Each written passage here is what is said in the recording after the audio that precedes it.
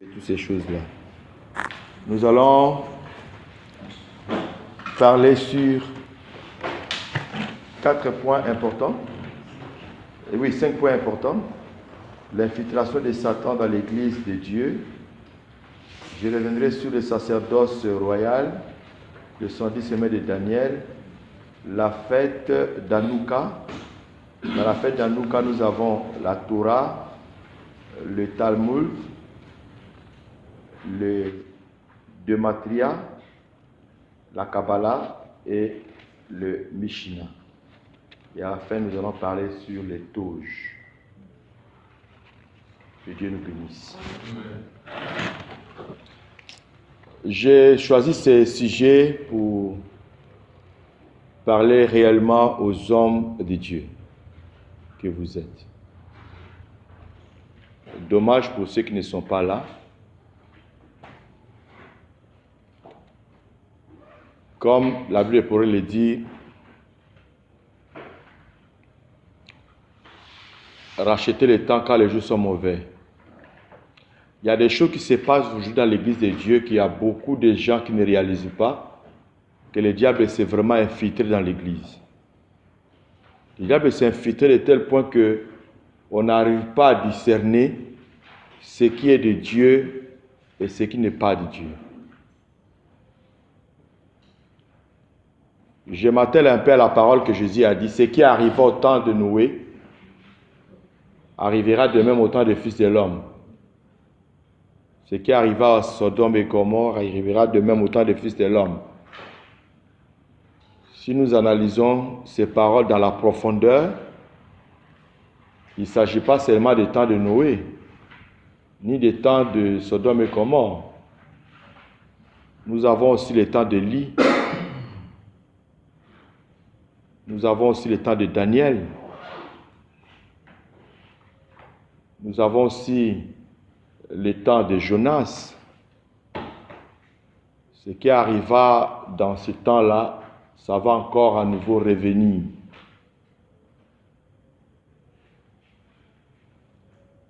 Alors,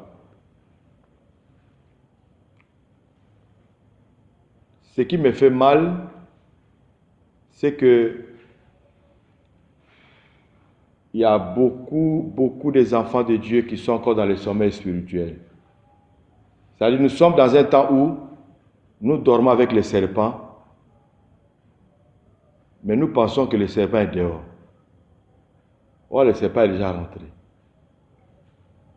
L'Église de Dieu est infiltrée.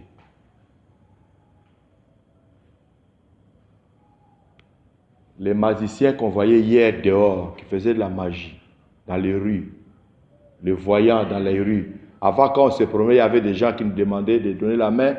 Il va lire la main pour te dire ton avenir. Est-ce que vous voyez encore ces gens-là? Apparemment, on a l'impression comme s'ils ont été gagnés par l'évangile. Non, ils ont changé de veste. Ils ont découvert que l'Église d'aujourd'hui cherche des prophéties, des révélations. Et ils ont ça. Donc, ils ont créé des églises.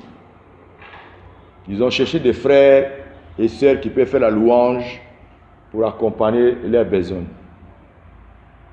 Les magiciens se sont rentrés. Donc, il y a toute une confusion.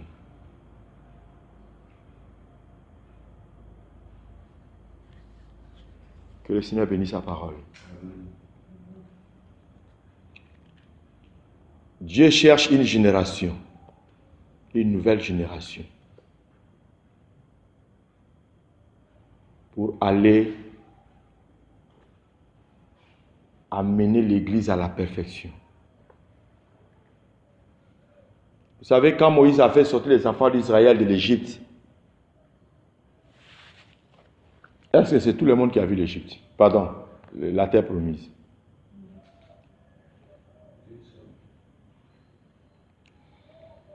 Dieu a dit, et tous vont mourir dans le désert.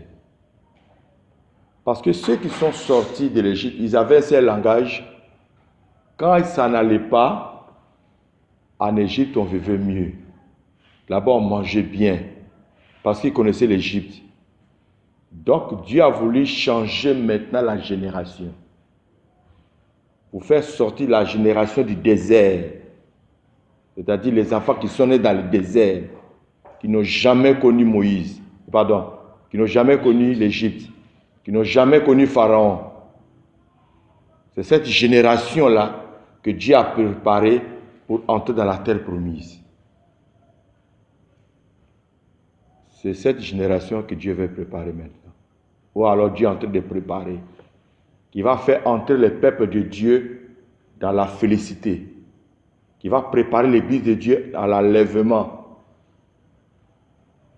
Et cette génération-là va aller contre tous ces systèmes que le diable a mis dans les églises. Des chapelets, des crucifixes, des toges, des tennis sacrés, soi-disant pastorales. Toutes ces choses-là, il faut qu'un peuple soit bien enseigné pour aller contre ces choses-là, amener l'église à la raison. Les drapeaux d'Israël qui flottent dans les églises, les différents symboles maçonniques dans les églises, les cultes des personnalités. Dans les temples, nous voyons maintenant des photos des pasteurs dans les temples. L'air est grave, frère. L'air est grave. Voilà pourquoi je ne peux pas parler de ces choses sans commencer par l'infiltration. L'infiltration, c'est elle qui va nous permettre de comprendre comment Satan s'est infiltré dans l'Église et dans le monde. Nous allons commencer dans le monde pour finir dans l'Église. Cet enseignement va t'ouvrir les yeux pour savoir vraiment qui est Satan. Ça va t'ouvrir tes yeux pour savoir te limiter à certains moments dans l'exercice du ministère. Pour ne pas copier les autres. Dieu nous a créés d'une manière unique. Cela est manifeste par les empreintes. Beaucoup ont échoué parce qu'ils ont cherché à imiter l'autre. Tu es unique à ton genre. Et cet enseignement sur l'infiltration, nous allons commencer dans l'Ancien Testament pour finir dans le Nouveau Testament.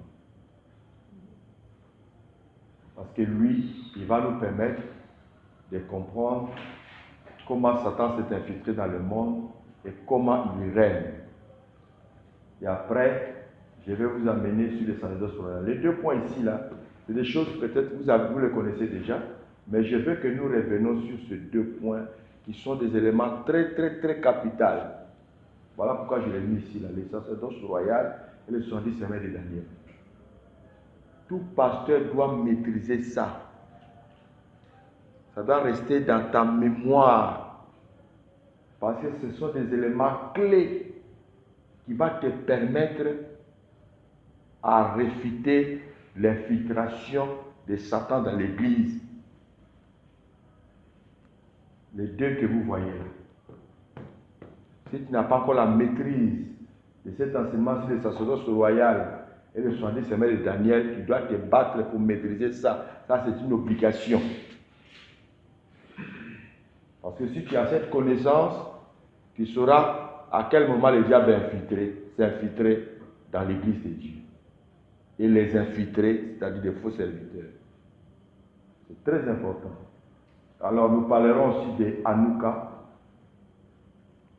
Cette fête, elle est très dangereuse. Ça va être de cette fête que nous allons découvrir les manifestations qui se font aujourd'hui des pasteurs. Ils font sortir de l'argent dans les poches, dans les sacs des fidèles. Des pasteurs qui introduisent des unités dans les portables. Vous voyez, nous allons les découvrir ici. Et nous allons voir les dangers qui existent aujourd'hui pour des frères, des sœurs qui vont à pèlerinage en Israël. Si tu n'es pas enseigné, comme on le dit, en voulant faire bien, tu te détruis toi-même. Mon peuple détruit faute de connaissance. Il faut que tu aies cette connaissance. Et dans cette fête de Hanouka, nous parlerons de la Torah, de la Talmud, de Maitreya, Kabbalah et Meshina. Et à la fin, nous allons parler sur les touches. Voilà. Donc, je l'ai dit, si le temps nous permet, nous allons développer ces choses-là. Si le temps ne nous permet pas, on va les projeter à une autre séance. Parce que mon souhait est que, en dehors de ce que nous apprenons à l'Institut, que je puisse apporter un plus dans votre ministère pour que vous soyez parmi des personnes que Dieu a choisies dans la nouvelle génération pour ramener ceux qui sont perdus et réfuter les infiltrés parmi nous. Que Dieu nous bénisse. Donc, nous commençons sur l'infiltration de Satan dans l'église de Dieu et dans le monde. Donc, nous allons panacher le monde et puis dans l'église de Dieu. Et pour cela, je voulais commencer d'abord par la définition de l'infiltration. Voilà, l'infiltration, il y a plusieurs définitions. Mais là, je prends l'infiltration dans le sens de l'art de guerre, c'est-à-dire dans l'armée. Voilà, dans l'armée, définition de l'infiltration en art de guerre. L'infiltration désigne la pénétration de l'ennemi au sein d'une armée. La pénétration de l'ennemi au sein d'une armée. Donc, souvent quand les soldats sont en guerre, il y a une armée qui est opposée à une autre. Et l'autre armée a des codes à sa tenue différents de l'autre armée. Souvent, l'armée combat avec le rebelle. Souvent, il combat avec une autre nation aussi. Ou alors une autre armée. Mais, dans votre armée étant des soldats, il peut y avoir des infiltrés. Un infiltré, il le fera de telle sorte qu'il ne soit pas démasqué. Cela veut dire qu'il va porter la même tenue que vous, même arme que vous, mais c'est un infiltré. C'est ainsi que vous allez voir les soldats quand ils vont en guerre, ils ont des codes. Pour détecter un infiltré, il peut dire par exemple, Waza! Toi tu dis, Ga! Il sait que il est des nôtres. Ce sont des codes. Donc quand il dit, mais toi tu es quitté où? On est chaud avec toi. Waza! Hein? Waza! Waza! Hein? Et c'est que c'est un infiltré. Parce qu'il ne connaît pas les codes. Vous voyez? Dans l'armée, il y a d'autres qui ne s'appellent pas à leur nom. Voilà. Donc, il y a des personnes de toi, c'est 456. Voilà. 655, présent. Donc, si tu ne connais pas tous ces codes-là sont donnés pour permettre à démasquer l'infiltré. Quelqu'un me comprend? Voilà. Mais maintenant, dans l'église de Dieu, il nous manque cette sagesse-là. La seule chose qui peut nous permettre à détecter les infiltrés, c'est-à-dire des faux pasteurs, des faux prophètes et tout, c'est la connaissance de la parole de Dieu. Quand il y a le vrai bagage, le vrai équipement, tu vas facilement détecter des faux pasteurs. Regardez, hein, je vais vous inviter à lire avec moi dans le livre de Matthieu, chapitre 7, le verset 15. Quelqu'un va faire la lecture. Écoutez un peu ce que Jésus nous parle ici. Oui, rapidement. Matthieu chapitre 7, verset 15. Gardez-vous des faux prophètes. Écoutez bien, gardez-vous des faux prophètes. Ils viennent à vous en vêtements de brebis. Vous entendez? Ils viennent en vous en vêtements de brebis. Mais au-dedans, ce sont des loups ravisseurs. Ah, le problème c'est quoi? C'est les dedans. Ils viennent en vous en peau de brebis. Est-ce que vous savez quand les soldats vont en guerre, quand ils sont dans la brousse, ils portent les feuilles de brousse. et puis il se confond avec la brousse. Alors quand toi tu viens, tu vas penser que ça là c'est les herbes, ou bien c'est la brousse. Tu seras surpris comme ça, la brousse là se lève devant toi. Mais là maintenant on parle de brebis. Voilà l'infiltré.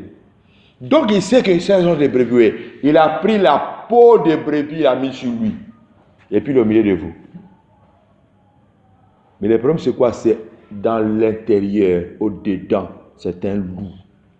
Ils sont parmi nous. Jésus a dit, gardez-vous des faux prophètes. Vous voyez? Donc, qu'on les veuille ou pas, ils vont s'infiltrer au milieu de nous. Et nous allons voir le pourquoi. Et voilà pourquoi j'ai défini l'infiltration dans le sens de l'armée, la pénétration de l'ennemi au sein d'une armée.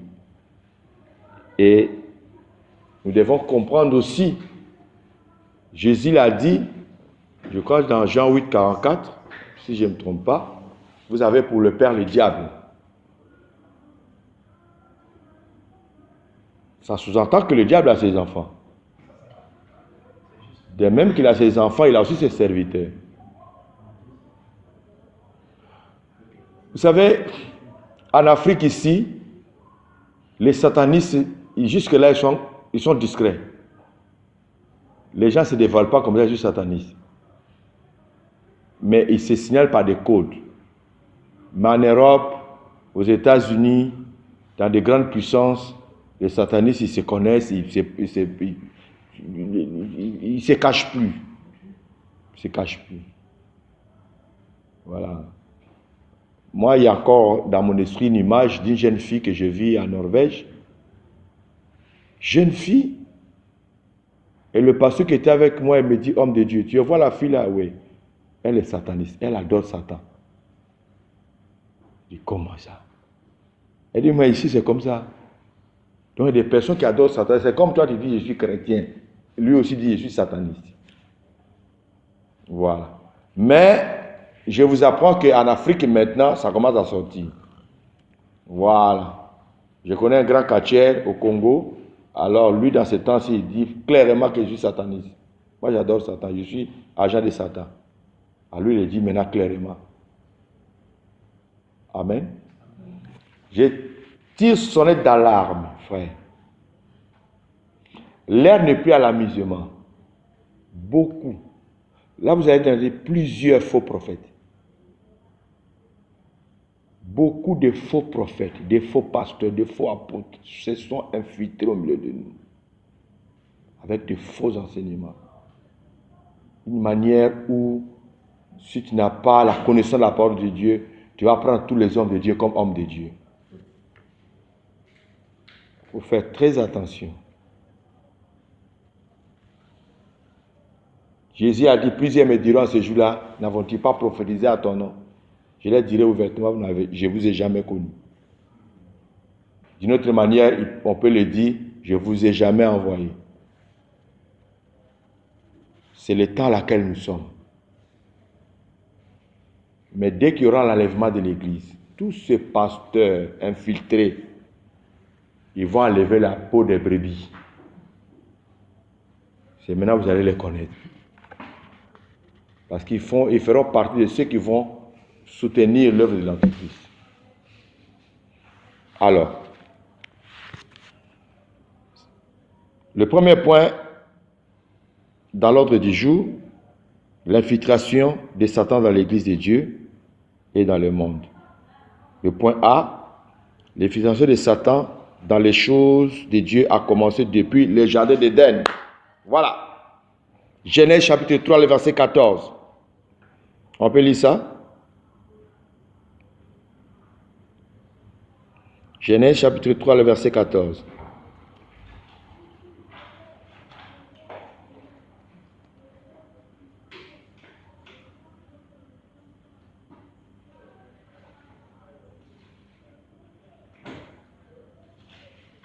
Genèse 3, 14.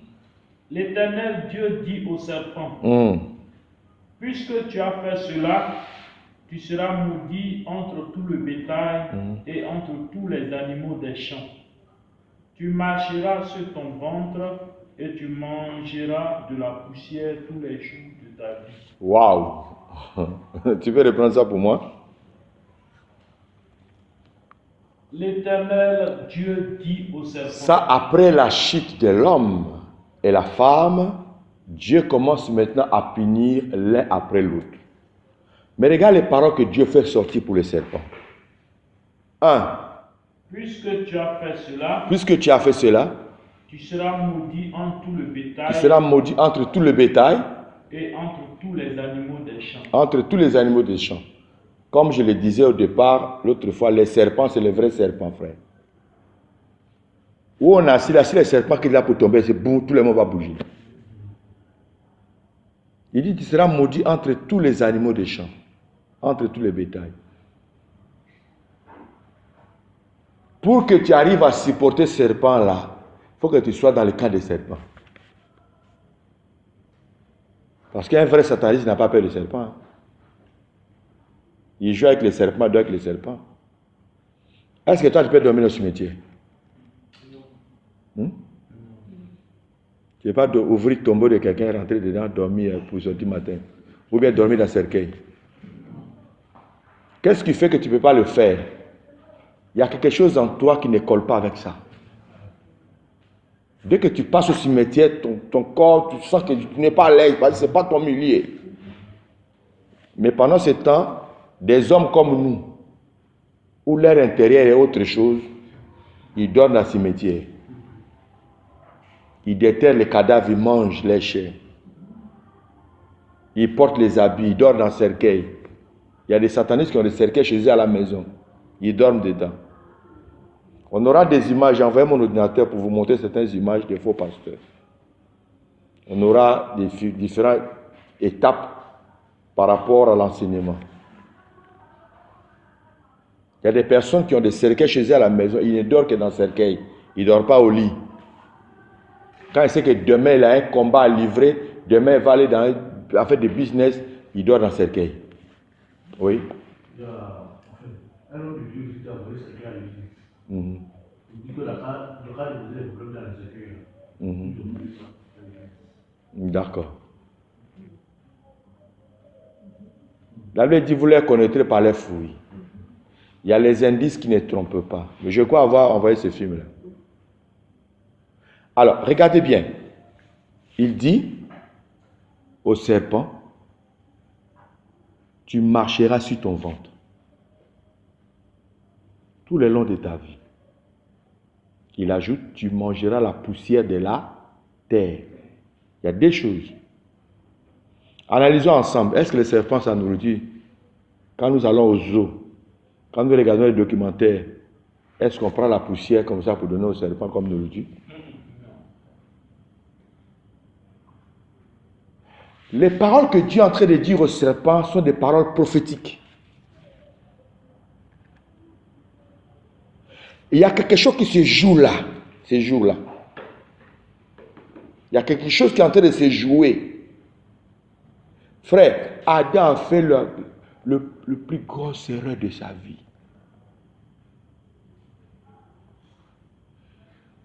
C'est ainsi que la Bible appelle Satan le père de mensonges.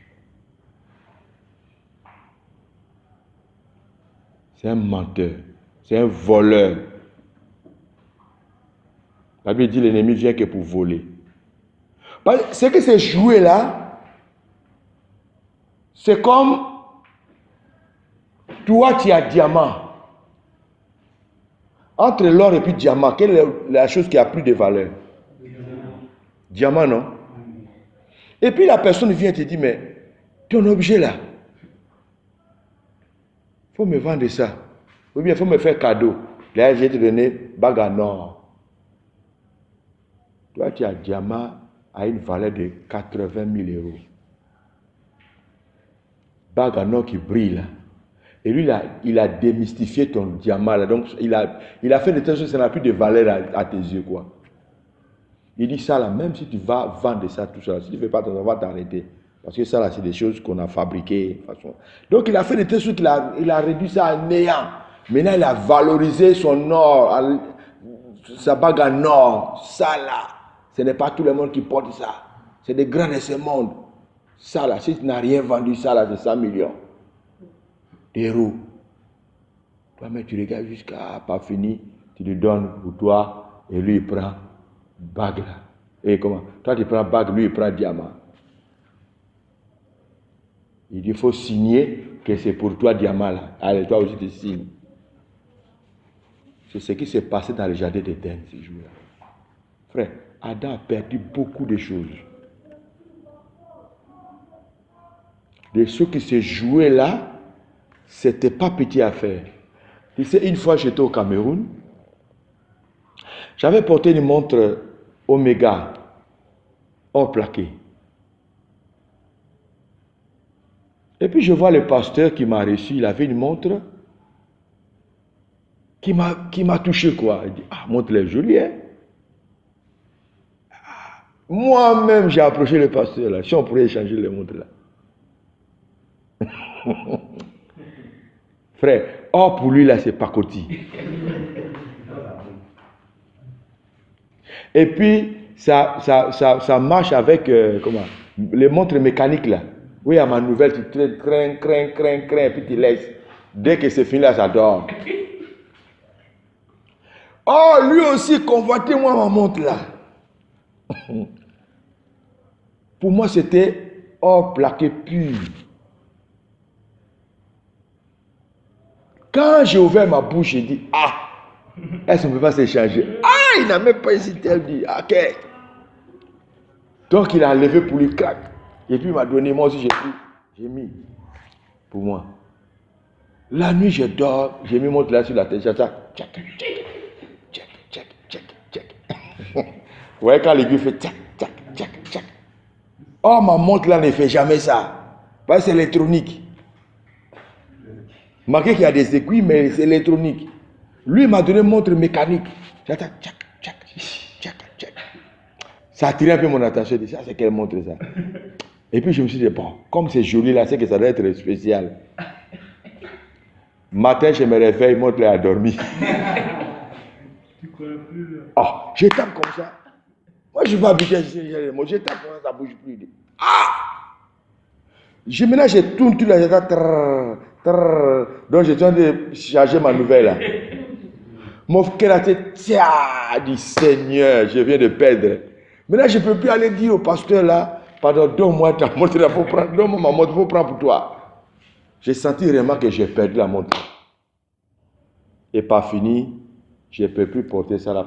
Chaque fois, il faut tirer, régler. Je ne suis pas habitué à ça, donc j'étais obligé de me débarrasser de ça. C'est ce qui s'est passé ce jour-là dans le jardin d'Éden, que nous allons découvrir ensemble. Dieu est clair. Il dit au serpent, tu mangeras de la poussière de la terre tout le long de ta vie. Le serpent dit alléluia. Frère, regardons maintenant, lisons Genèse 3, verset 17. Nous avons la réponse de ce que Dieu disait au serpent. Il dit à l'homme, puisque tu as... Non, Genèse 2 d'abord, verset 7. Genèse 2, 7. L'Éternel Dieu forma l'homme de la poussière de la terre et il souffla dans ses narines un souffle de vie et l'homme devint un... L'Éternel Dieu forma l'homme de la poussière de la terre. Et Dieu dit au serpent, tu mangeras la poussière de la terre tout le long de ta vie. Et nous allons dans Genèse 3 maintenant, le verset 17. Genèse 3, 17. Il dit à l'homme, puisque tu as écouté la voix de ta femme et que tu as mangé de l'arbre au sujet duquel je t'avais donné cet ordre, tu n'en mangeras point. Le sol sera maudit à cause de toi. C'est à force de peine que tu en tireras ta nourriture tous les jours de ta vie. Le verset 19 maintenant, c'est un rappel. C'est à la sueur de ton visage que... Verset 19. Oui, le même. Oui, vas-y. C'est à la sueur de ton visage que tu mangeras du pain jusqu'à ce que tu retournes dans la terre. Jusqu'à ce que tu retournes dans la terre. D'où tu as été pris. D'où tu as été pris. Car tu es poussière. Dieu lui rappelle, car tu es. C'est un rappel, car tu es. Poussière. Et. Tu retourneras dans la poussière. Dieu donne au serpent quelle nourriture? La poussière. Vous savez ce que j'avais dit, mais.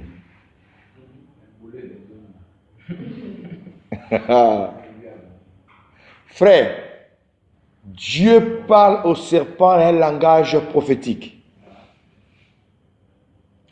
Quand il dit au serpent, tu marcheras sur ton ventre, Dieu témoigne au serpent, je te donne la terre, que tu vas marcher sur ça.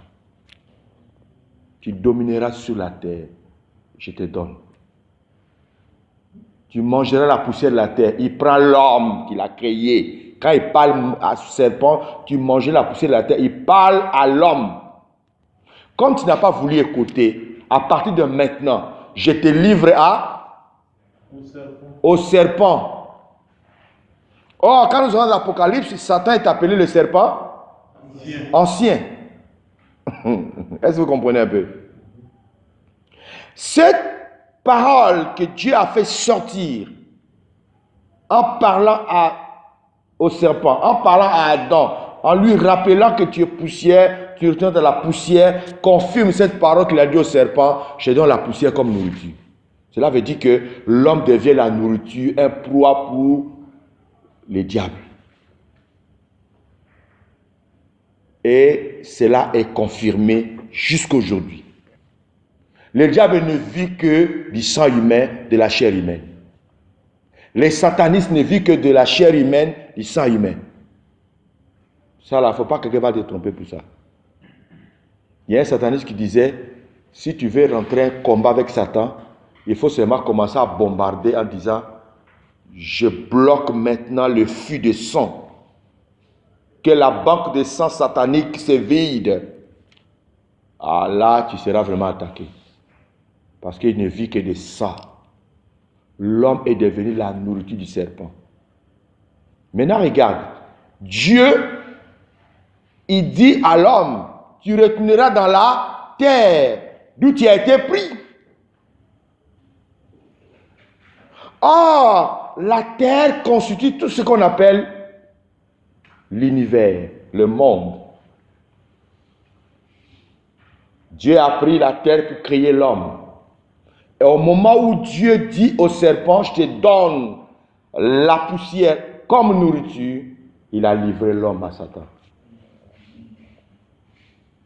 C'est ce jour-là que le diable a reçu d'abord ce qu'on appelle le pouvoir de gouverner ce monde. C'est ce jour-là que le diable est devenu Seigneur et maître de la terre. Je veux que vous me compreniez très bien.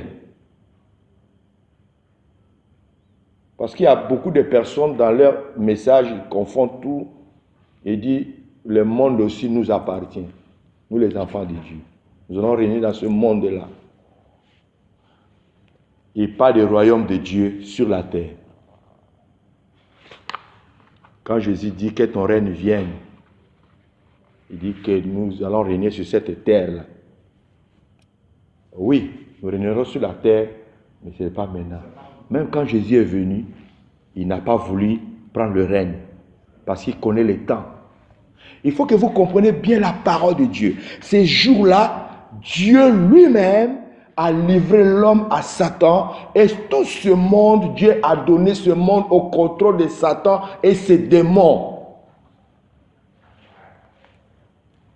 Satan est devenu maître et seigneur de la terre. Les richesses de ce monde, les sous-sols, les richesses marines ou bien marines, la forêt, l'espace, il contrôle tout.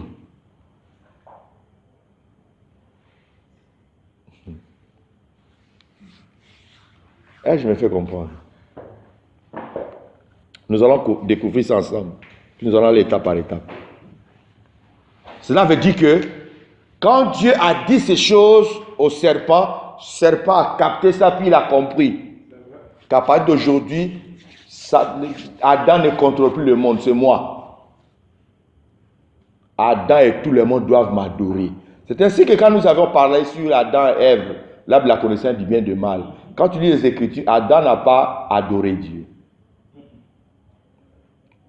Satan va combattre l'adoration de ces dieux-là. Satan va se positionner à la première place sur la terre. C'est lui qui règne. L'Éternel Dieu est resté jusqu'à aujourd'hui le créateur du ciel et de la terre. Toutes choses que nous voyons là, Satan n'a rien créé. C'est Dieu qui est le créateur. Mais le monde a été livré à Satan, frère. C'est lui qui est le Seigneur, le maître de ce monde. Jésus l'a appelé le prince de ce monde des ténèbres. Jésus l'a confirmé. On va l'étape par étape, vous allez découvrir ces choses-là. Gloire à Jésus. C'est ainsi que vous avez remarqué une chose. Quand Ève tombe enceinte, le diable impose ce qu'on appelle le droit de propriété. Vous savez ce qu'on appelle les propriétaires, non? Quand tu vas dans un village pour t'installer, tu vas trouver d'abord qui? Le chef du village. Il y a des droits, il faut payer. On ne s'installe pas comme ça. Il faut aller t'informer, on fait comment? Frère, le diable ne s'amuse plus avec Dieu, ni avec Adam, ni avec sa génération. Tout est devenu imposant. C'est-à-dire, avant de faire quoi que ce soit, il faut recevoir des droits à lui, Satan, parce que c'est lui qui est le maître. Et ça continue jusqu'à aujourd'hui. C'est des choses que les gens ne maîtrisent pas. Ils prennent ça comme amusement. Non. Non, non, non, non, non, non. Et puis Dieu respecte ça. C'est que vous allez remarquer que quand Ève est tombée enceinte et dit, premier enfant c'est pour moi d'abord, parce que c'est sur ma terre tu es. Ça c'est son droit. Vous avez remarqué que quand Caïn est né, il a tué Abel. Ce sont des signes pour dire que c'est nous qui régnons ici. On ne peut pas avoir quelqu'un qui va venir adorer Dieu, adorer Dieu, adorer Dieu. Non. Parce que Dieu a livré cela.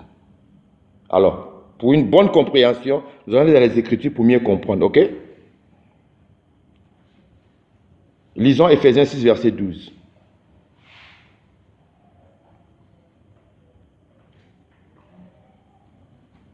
Éphésiens 6, 12. Car nous n'avons pas à lutter contre la chair et le sang. Voilà, Dieu nous interpelle ici, pour nous, son peuple, nous n'avons pas à lutter contre la chair et le sang. Mais contre les dominations, contre les autorités, contre les princes de ce monde de ténèbres. Contre les princes de ce monde de ténèbres. Contre les esprits méchants dans les lieux célestes. Ça, c'est comme ça que le diable a positionné son royaume. Mais j'aimerais que nous attelions un peu aux paroles de Jésus dans Jean chapitre 12, le verset 31. Hein? Après, nous allons lire 14, verset 30.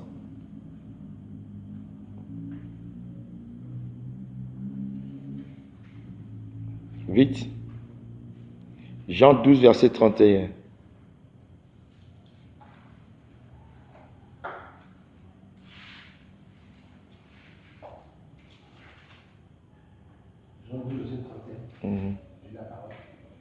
Maintenant, a lieu le jugement de ce monde.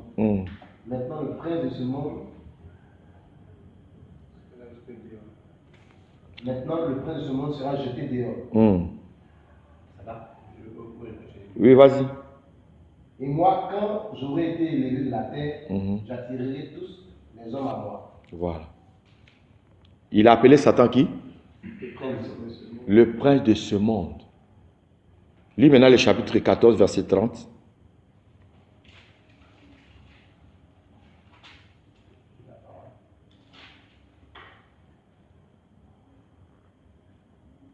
Je ne parlerai plus guère avec vous, car le prince du monde vient. Il n'a rien à moi. Je ne parlerai plus guère avec vous, car le prince de ce monde vient. Et il n'a rien à moi. C'est-à-dire, il n'y a rien de Satan en Jésus pour qu'il vienne réclamer en lui quoi que ce soit. Non. Mais Jésus l'a qualifié comme étant le prince de ce monde. Et faisait-nous pas le prince de ce monde des ténèbres à laquelle nous sommes. Je vais attirer votre attention que vous compreniez une chose. Adam, que Dieu avait donné le contrôle du monde, étant Seigneur et Maître, il a perdu ce droit-là. Satan a récupéré ça. Si vous allez voir que l'homme a commencé à adorer bois, animaux, montagnes, souris, il commence à adorer les hommes et tout ça, là, il y a eu confusion au niveau de l'adoration.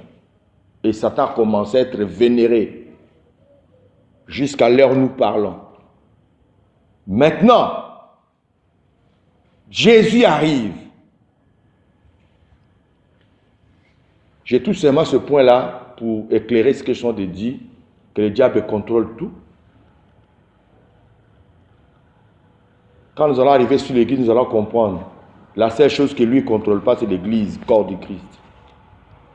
Là, il n'arrive pas à contrôler ça jusqu'aujourd'hui. La chose qui énerve Satan dans ce monde, c'est l'église, corps du Christ. Je ne parle pas l'église locale, pas l'église, corps du Christ. Il n'arrive pas à contrôler.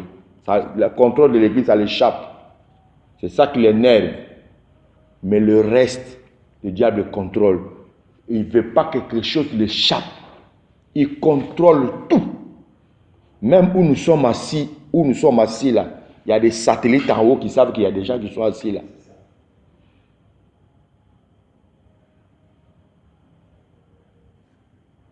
Si tu es fatigué, tu te lèves un peu, ok? Donc, Jésus arrive.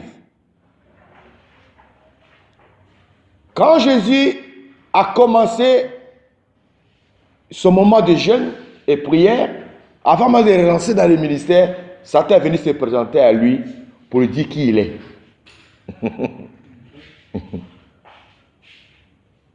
Frère, lisons un peu l'évangile de Luc. Hein. On va comprendre quelque chose. À partir de là, on va commencer à rentrer sur l'infiltration. Luc chapitre 4, verset 6.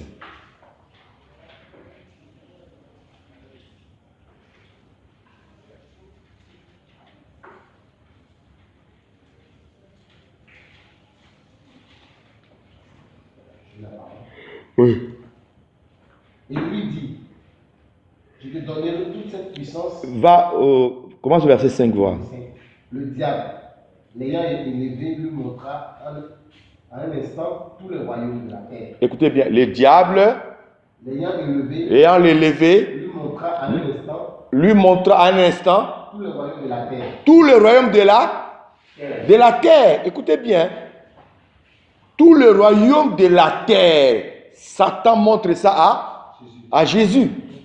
Le pourquoi? Il veut lui donner la morale depuis le jardin d'Éden. Tout ce que tu vois là, c'est moi qui contrôle ça. Lui, la suite, il dit quoi?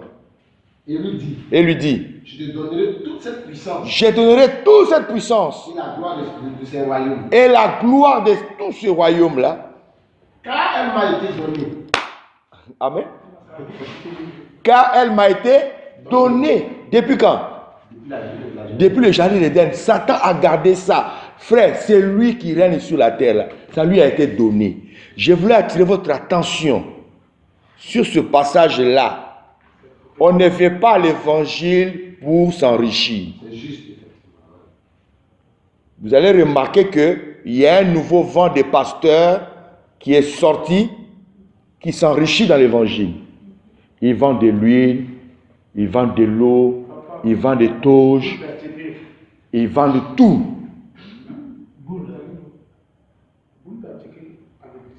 Ils sont venus faire du business dans l'église. Dépouiller les enfants de Dieu. Les escrocs d'hier, ils sont devenus aujourd'hui les bishops. Des grands bandits des grands chemins d'hier, aujourd'hui dirigent des grandes églises. Mais nous allons voir D'où ça vient ces choses-là? Parce que le chemin de Satan est facile. Hein? C'est ce qu'on appelle la grande porte. Je te donnerai toutes ces choses car elle m'a été donnée. Oui. Et je la donne à qui je veux. Et je la donne à qui je veux. Mais pourquoi pas Jésus qui va nous donner toutes ces choses-là, frère? Jésus pourrait nous donner des maisons, nous donner tout ça, ces choses-là, mais lui dit, tout ça, je les donne à qui je veux. C'est que vous allez remarquer que le plus richard de ce monde sont des païens, sont des satanistes. Si vous allez par exemple à la franc-maçonnerie, lors de l'initiation, tu prêtes le serment en jurant que je ne peux pas livrer le secret.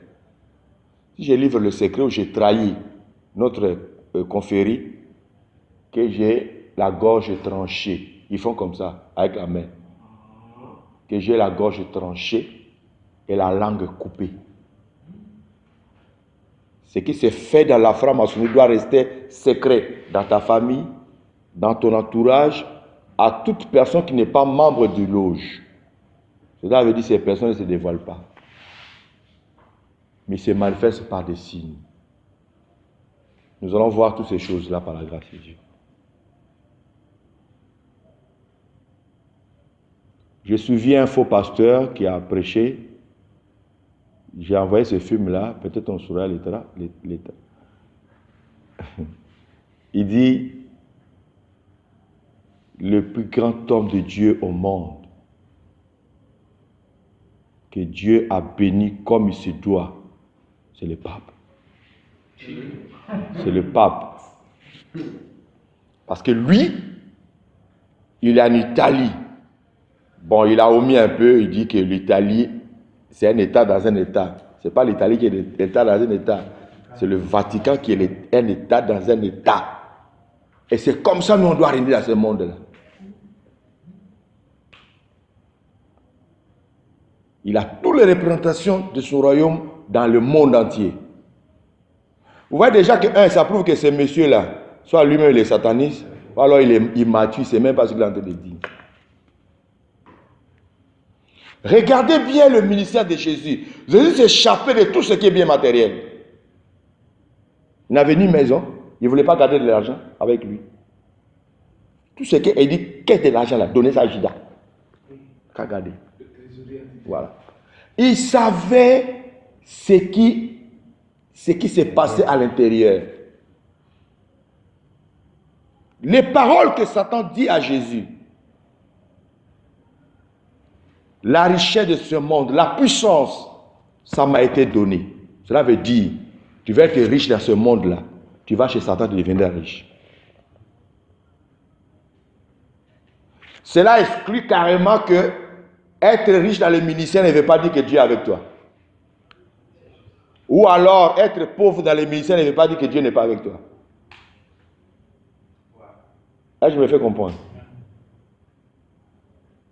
Parce que il parle ici de la richesse, il parle de la puissance.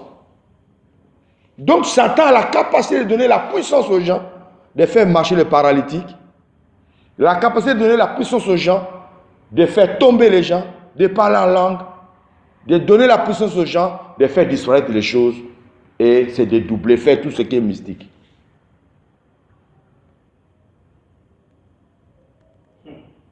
Alors frère, c'est ainsi que vous allez voir que la Bible nous éclaire là-dessus. Dès le moment où le diable contrôle le monde, la puissance du monde, la richesse de ce monde est sous son contrôle, l'Église devient quoi dans le monde là? Hein? Étranger, voyageur. Est-ce que quelqu'un comprend ce que je te dis? L'apôtre Pierre nous éclaire ce passage que nous allons lire tout à l'heure là.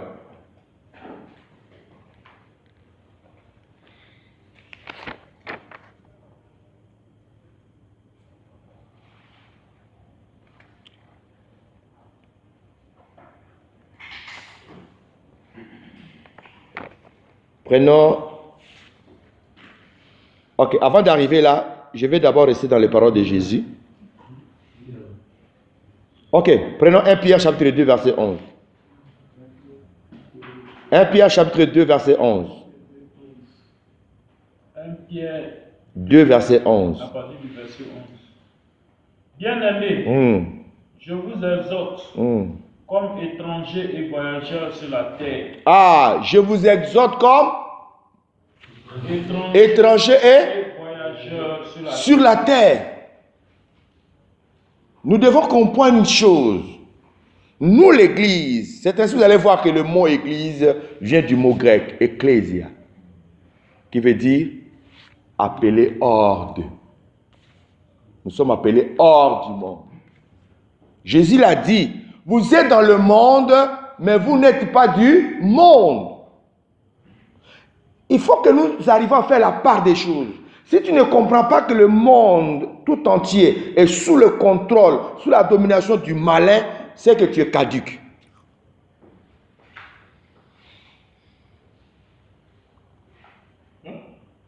Est-ce que je me fais comprendre? Il dit, je vous exhorte comme de voyageurs et des étrangers sur la terre. Donc un étranger, il a chez lui. On est d'accord? Un voyageur, c'est un passant. Nous sommes de passage dans ce monde-là. Nous sommes des étrangers dans ce monde-là. À cause de ce que le diable a hérité ces choses. Mais ceux du monde, ils ne sont pas étrangers. Ils sont chez eux. Ils amassent tout. S'il faut qu'il te tue pour qu'il devienne quelqu'un, il va te tuer. Si on lui dit non, tu vas avoir les richesses, ouais. Tu as remarqué qu'avec Satan, toute personne qui veut s'enrichir, il y a des conditions. Voilà, il y a un pasteur qui a témoigné. Il enviait tellement un autre pasteur qui venait à peine de commencer le ministère. On va arriver dans les sujets comme ça pour que vous compreniez un peu. Quand nous aurons parlé sur Hanouka. On n'est pas dans le temps où tu dois envier ton frère. L'autre, lui vient à peine de commencer, mais regarde où il s'en va. Non, on n'est plus à ce temps-là. Si tu veux marcher comme ça, je suis désolé pour toi. Il faut voir ta relation avec Dieu, voir ton travail, persévérer dans ça, Dieu va te bénir. La Bible est claire, l'apôtre Paul dit, ceux qui cherchent à s'enrichir, ils tombent toujours dans les pieds de l'ennemi. Vous voyez, ce jeune pasteur, tellement chez lui tout est difficile. Donc il a vu un pasteur là, lui, un coup, voiture, tout, stabilité. Ah! Quel est ton secret? Dis-moi. Il dit, oh, il faut laisser ça, c'est la prière. Il dit, mais prière, moi aussi j'ai fait prière. Il dit, c'est jeûne. Il dit, j'ai jeûne. Tu as dit, j'ai combien de jours? Il faut augmenter tes jeûnes. Lui, là, il augmente, il prie. L'autre, il ne fait pas tout ça là, mais tout est vite. Et vous devez comprendre aussi, dans le monde sataniste, il y a aussi des jeûnes. Hein. Voilà, les gens jeûnent aussi là-bas. Les gens se sanctifient aussi. Il y a certains sacrifices que Satan demande. Il va te dire de ne pas toucher à une femme, de ne pas boire l'alcool, qui doit te purifier. Mais pourtant, ce que tu dois faire là, c'est essuyer. Vous voyez?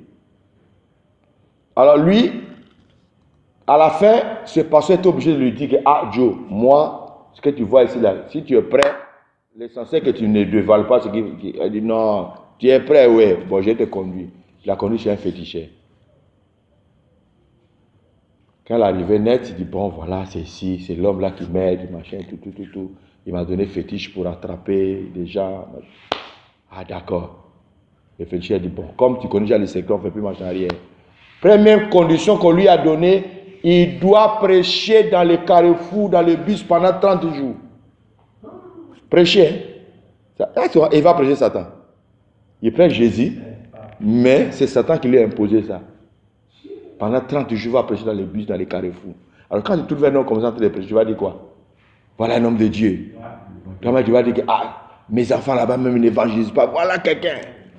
Oh, lui il fait ça parce que le diable lui a commandé ça. Quand il a fini, le diable lui a imposé un moment de jeûne. 21 jours qu'il devait faire. Quand il a fini maintenant, il dit, ouais, là tu vois que tu es garçon. Troisième épreuve, il doit aller dormir au cimetière. Donc, dans ce moment, il dit, ah, là je réalise que non, avec Jésus, on est trop indiscipliné, quoi. Et là-bas, tout est libre. Hein. Tu veux, tu jettes, tu veux, tu gênes pas. Tu veux, tu veux, tu lis pas. Mais avec Satan, quand tu t'imposes, tu fais pas, tu comptes pas. Soit tu perds ta vie, ou alors l'un de tes membres du corps. Donc là-bas, c'est la sanction sévère, la rigueur. Vous voyez? Et pas fini, il dormait avec cercueil chez lui à la maison. Et tout. On lui a donné un truc pour enterrer dans la chair. Il a enterré pour attirer les âmes par-ci, par-là. Tu vois? Où Dieu va toucher son cœur, c'est quand le féticheur s'est converti. Parce que c'est des contrats, chaque fois il faut renouveler, chaque année, soit 5 ans, après, il faut les renouveler. Maintenant, il va les renouveler chez qui? C'est là qui doit les renouveler, il s'est converti. Voilà les choses qui entraînent ces personnes-là d'aller encore chercher ailleurs. Et c'est comme ça la personne l'a appelé pour qu'il donne sa vie à Jésus. Et c'est comme ça qu'il a appelé l'église, le pasteur qui a fait la délivrance de l'autre, de venir déterrer ce qu'il a mis dans son église. Frère, il y a plein de choses que nous allons découvrir ensemble.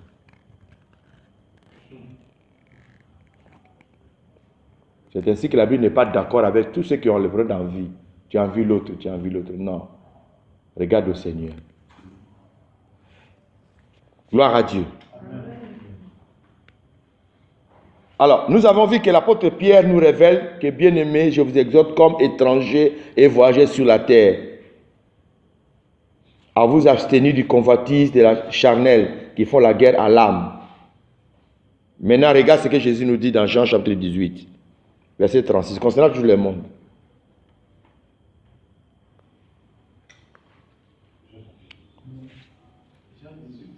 Jean 18, verset 36.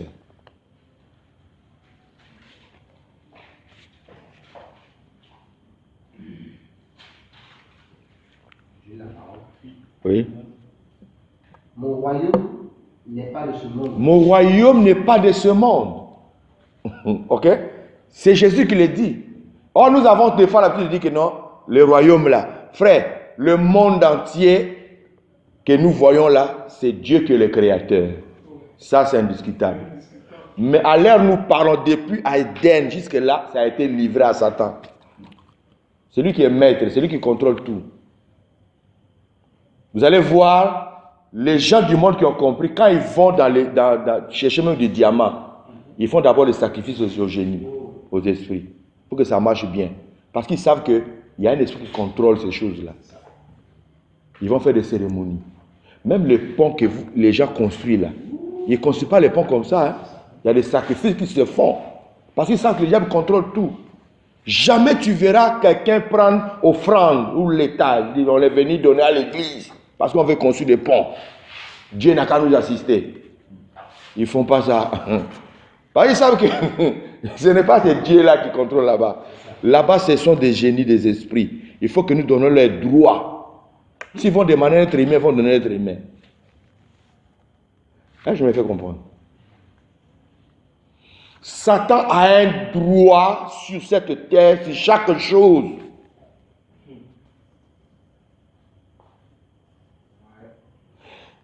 Et le Seigneur dit quoi? Mon royaume n'est pas de ce monde. Si mon royaume était de ce monde, mes serviteurs auraient combattu pour moi. Si mon royaume était de ce monde, mes serviteurs auraient combattu pour moi. Cela veut dire qu'il est étranger, lui aussi. Voilà pourquoi il nous exhorte. Nous sommes dans le monde, nous ne sommes pas du monde. Nous sommes l'église épouse. Notre époux est parti en voyage.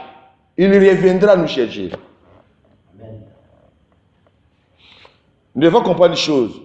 Satan, il contrôle ce monde depuis Adam jusqu'à la troisième venue de Christ. Voilà comment les choses se passent.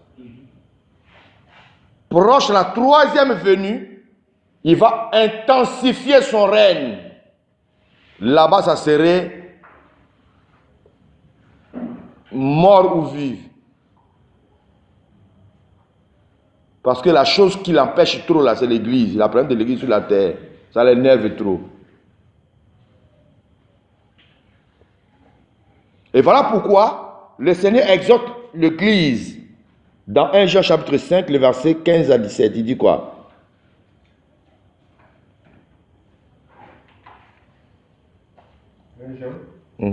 1 Jean 2, verset 15 à 17. 1 Jean 2, 15 à 17.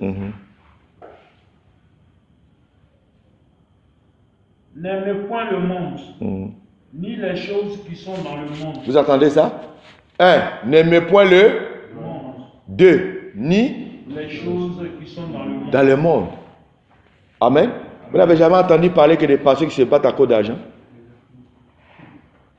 L'église est divisée à cause d'argent. Ici, le Seigneur nous exhorte, dit, n'aimez point le monde, ni les choses qui sont dans le monde. Le diable a miné le monde de telle sorte qu'il y a plein de choses qui peuvent distraire l'enfant de Dieu, tu ne te retrouves plus. Nous manquons même aujourd'hui le temps même de prier, le temps même de lire la Bible. Quand nous on était enfants, là, moi là, il n'y avait pas de jouets, il n'y avait pas Internet. Nos jouets là, c'est nous-mêmes qui fabriquons. Hein? Moi, je prends bois de tiges de manioc là, je coupe et puis je fabrique lisse avec feuilles de manioc, feuilles de manguier. Je fais lisse et puis je prends des tiges de balai, je fais des ailes d'avion et puis je tourne avec ça. Ouh, avion, avion. C'est ça qui est avion là. Hein? Les filles jouent avec les poupées là, ils prennent les racines des arbres là, on des terres comme ça et puis on tisse et puis il fait un petit habit, voilà les jouets. Le diable dit attends, je vais vous arranger. Les jours qui vont venir là, les jouets là vont changer. Aujourd'hui, les bibles en papier commencent à disparaître. Tout devient électronique. Hein. Sincèrement, quand j'ai ma tablette, je me vois beaucoup plus enrichi que quand j'ai la Bible en papier. Parce que dedans, j'ai le dictionnaire en français, en anglais, j'ai le commentaire biblique, j'ai tout. C'est-à-dire, petite tablette, mais ce qui est dedans là, si je matérialise ça, ça peut faire peut-être 15 Bibles sur la table ici. Ça compter les commentaires, ça compter tout ça, ça est là. Mais dans la même tablette, il y a des jeux. Dans la même tablette, il y a Internet. Dans Internet, il y a des choses pures comme impures.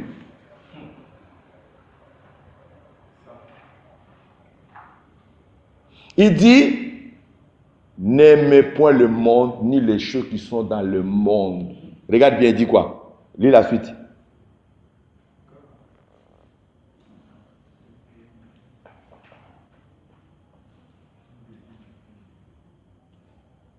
Oui. N'aimez point le monde, ni les choses qui sont dans le monde. Si quelqu'un aime le monde, l'amour du Père n'est point en lui. Si quelqu'un aime le monde, l'amour du Père, pourquoi cette phrase-là? Parce que Dieu sait qui contrôle le monde. Est-ce que vous comprenez ça un peu? Il sait comment le monde est miné.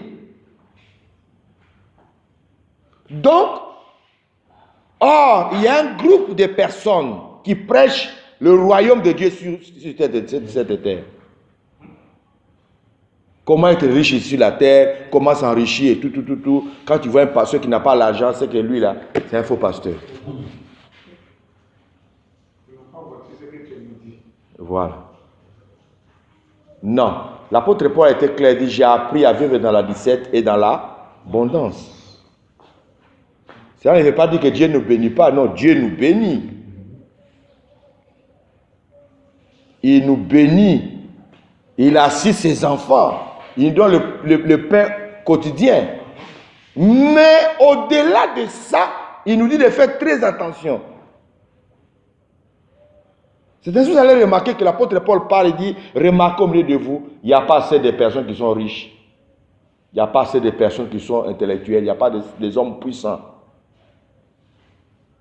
Il parle de ça aux Corinthiens. Pourquoi? Quand nous allons dans les églises du monde, nous trouvons des puissants là-bas. Les puissants de ce monde-là sont dans les églises du monde. Mais ici, il nous avertit. Regarde ce qu'il dit là. Il dit quoi? Car tout ce qui est dans le monde, la convoitise de la chair, la convoitise des yeux et l'orgueil de la vie, ne vient point du Père, mais vient du monde. Vous entendez?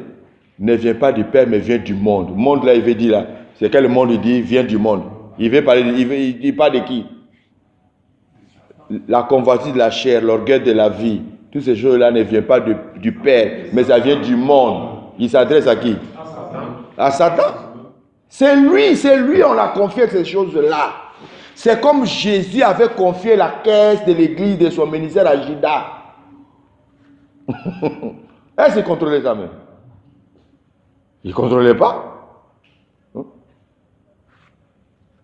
Jésus n'a jamais appelé Judas pour dire qu'il vient faire le point. Si tu as béni son ministère, dit Judas, mets dans la caisse. Judas a bouffé l'argent jusqu'à pas fini, il a vidé caisse. Tellement il avait besoin d'aller, il ne savait plus où j'ai trouvé l'argent. Après quelque chose, il dit, mais tu ne vois pas Jésus là? Il dit, Jésus, il a fait quoi? Mais Jésus, c'est un marchandise. Il dit, ah bon? Tu ne sais pas que les Juifs ont besoin de lui. Il dit, ah, c'est vrai, vends-le. Alors, je crois que lui se disait que lui, là, comme c'est un homme mystique, si je le vends, moi, je prends mon argent, arrivé devant Pilate, il va disparaître. Il a été stupide d'apprendre que non, on l'a tué. Hein? Il n'a pas disparu, non. C'est que l'argent, je ne mange pas. Il dit, n'aimez point le monde ni les choses qui sont dans le monde. L'orgueil de la vie, la convoitise de la chair, ces choses ne viennent pas du Père, mais du monde, du malin. Le malin a miné ce monde-là. Mais l'église est où? L'église est dans le monde. C'est ainsi la Bible nous dit, errez les pauvres en esprit. Errez les débonneurs. Errez vous qui pleurez maintenant. Vous voyez? On dit non, allez-y, musique, DJ, dansez. Il dit non, moi je danse pas, je suis chrétien. Hein? Ah, moi je bois pas, oh non, moi je fume pas, oh moi je fais pas comme ça. Ah, mais pourquoi? Il dit non, moi je suis chrétien. Ce sont des signes qui manifestent que je suis dans le monde, mais je ne suis pas du monde. Parce que je sais qui contrôle ce monde-là. Ah, je me fais comprendre. Un homme de Dieu, quand il lit les Écritures, il comprend réellement que nous sommes des étrangers et des voyageurs sur la terre. Personne ne va partir avec quoi que ce soit. Non, ça va rester. Jésus étant sur la terre, ses disciples ont dit, quand est-ce que tu rétabliras le royaume d'Israël? Il dit, ce n'est pas à vous de connaître les temps que le Père a fixé. Parce qu'il savait que ce n'est pas maintenant. Il n'a eu ni femme, ni enfant, ni maison, ni château. La Bible dit, riche qu'il était, s'est fait pauvre. Il pourrait avoir toutes ces choses-là. Mais c'est que non, on lui a déjà donné. C'est-à-dire Satan a déjà pris ça. Il va avec ça comme ça jusqu'à Dieu a donné un temps à Satan pour gouverner ce monde. Ce monde a été livré à Satan. Je vais vous éclairer encore sur quelque part. Vous allez remarquer qu'à partir d'ici déjà, l'homme a besoin d'un rédempteur. Depuis la chute jusqu'à ce que le Christ vienne. C'est-à-dire, le monde a vécu, si vous lisez dans la parole de Dieu, la vie de Naomi, Ruth, Job. Ce sont des signes qui témoignent comment Adam avait perdu les biens que Dieu lui avait donnés. Naomi quitte Israël avec son mari Machlon, avec ses deux fils. Ils vont à Moab. Arrivée là-bas, elle va perdre son mari, elle va perdre ses deux fils. Donc, elle a eu maintenant le désir de retourner dans sa ville natale. Or, vous allez remarquer que dans le principe de Dieu, Dieu, comme il est omniscient, omniprésent, même en Israël, il disait, la terre ne sera pas vendue à perpétuité. Quand ton frère devient pauvre et qu'il vend sa terre, la personne qui paye sa terre, on lui fait comprendre que mon ami, tu as payé, c'est pour toi, mais ce n'est pas à perpétuité pour toi. Parce qu'un jour, quelqu'un de la famille viendra racheter ce que tu as perdu, ce que tu as pris. Il y avait une loi en Israël comme ça, où le parent le plus proche avait le droit de rachat. Donc, ça peut être un oncle maternel ou paternel. Si, étant devenu pauvre, que tu as vendu la terre, ta terre qui t'appartient, tu as vendu ça, un nouveau propriétaire a acquis cette terre-là, c'est devenu pour lui. Mais, si tu n'as pas l'argent pour acheter, et que dans la famille, soit ton oncle partenaire a beaucoup d'argent, tu vas le voir et dire, ah oncle, moi j'ai une terre là-bas, là, j'ai vendu ça parce que je n'avais pas l'argent. Mais je veux que tu rachètes ça pour moi. Parce que la loi dit, la terre ne sera pas vendue à perpétuité. Donc l'oncle viendra maintenant discuter avec la personne qui a payé ta terre.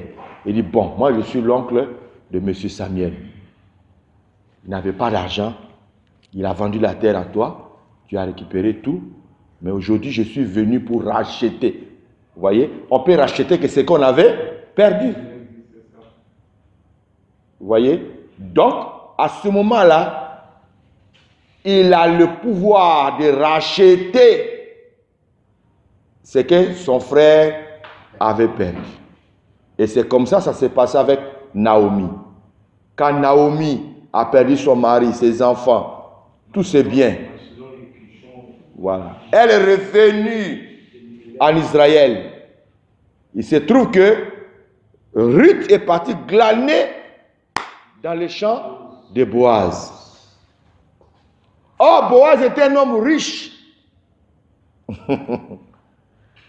Donc, la richesse de Boaz pourrait amener Boaz à racheter le bien que Elimelech, le mari de Ruth, de Naomi, avait perdu.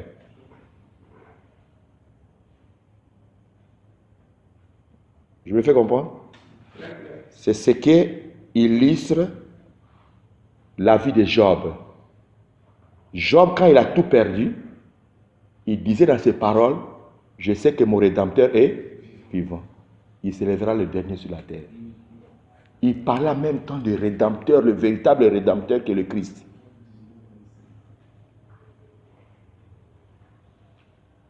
Est-ce que je me fais comprendre? Cela veut dire quoi? Jésus est venu sur la terre comme étant notre Rédempteur. Parce qu'il est notre proche parent.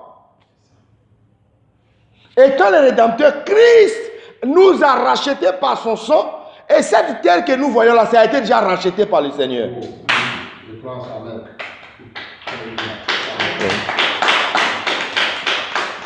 C'est ainsi que nous disons, nous sommes les rachetés de Dieu.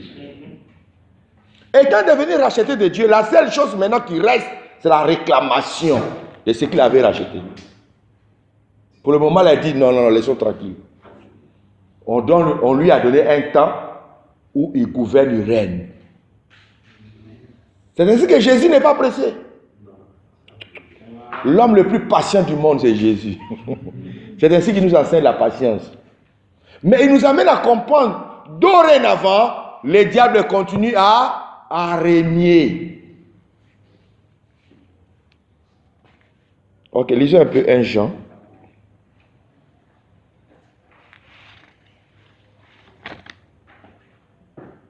Chapitre 2, verset 15. Non. Chapitre 5, verset 9. Jean, 1 Jean, chapitre 5, verset 19.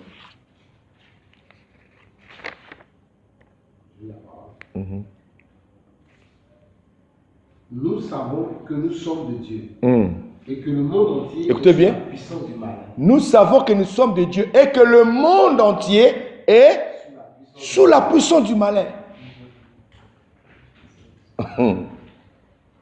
Est-ce que vous comprenez un peu? S'il va voir la plus grande église du monde faire du succès, machin, tout ça, la frère, il va te dire, mon ami, il y a des droits à payer. Il y a des droits à payer. Sinon, si tu ne payes pas ce droit-là, c'est difficile.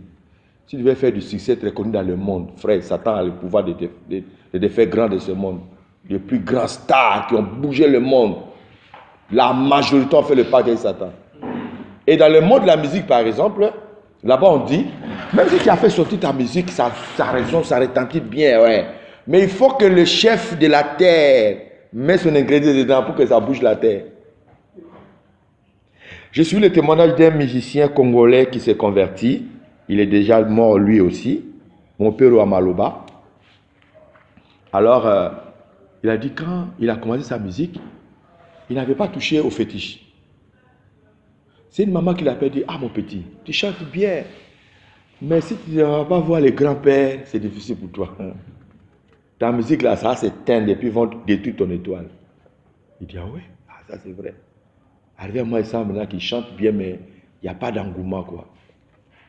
Il est parti voir un féticheur que la vieille l'a conseillé. Quand il a vu le féticheur, il a mis simplement bois, tableau, hein, orchestre, chama, de telle heure à telle heure, dans un bar. Il a mis seulement le panneau. Et on lui demande d'aller tard la nuit ramasser du sable dans les grands carrefours. Vous voyez les foules qui font plein dans les concerts, d'autres églises, machin et tout. Oui, ils vont à l'aéroport. Ils ramassent le sable à l'aéroport. Ils vont dans les marchés comme à Djamé où il y a du monde. Dans les grands carrefours, il y a du monde. Tu ramasses tous les sables, tu rassembles ça. Avec ça, ils vont faire les incantations. Et il a été surpris. Lui, il est venu autour de 22 heures. Il est venu en moto. Parce qu'il se disait, mais est-ce que les gens vont venir?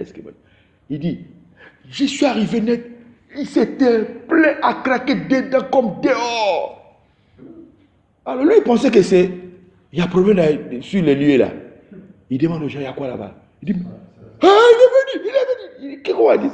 Mais c'est toi qu'on attend. Il dit, c'est ton orchestre qui va chanter. Hey! Les gens l'ont escorté en haut. Oh, il est rentré dedans. Il a compris, ah, donc le diable a le pouvoir de rassembler de foules et de foules pour faire le succès. C'est ainsi que Jésus a dit, que servirait-il à un homme de gagner s'il perd? Vous voyez, donc il donne déjà les indices que le monde est sous le contrôle de l'ennemi. Si tu veux gagner ça, fais attention. Amen. C'est ainsi qu'un homme de Dieu prudent, il rehausse l'image de Christ que de lui-même. Il parle de Jésus. On ne met pas ta photo dans l'église. Si tu crois réellement que ce lieu-là a été destiné pour le Seigneur, on ne met pas, tu ne dois pas mettre ta photo. Et là, c'est très dangereux. Amen. Donc, je suis allé un peu vite en besoin pour parler un peu de la rédemption, mais c'est pour vous amener à comprendre la finalité. Christ est venu racheter, mais il n'a pas encore réclamé. Mais on va encore y arriver là. C'est-à-dire que vous allez voir, nous revenons un peu dans l'Ancien Testament toujours.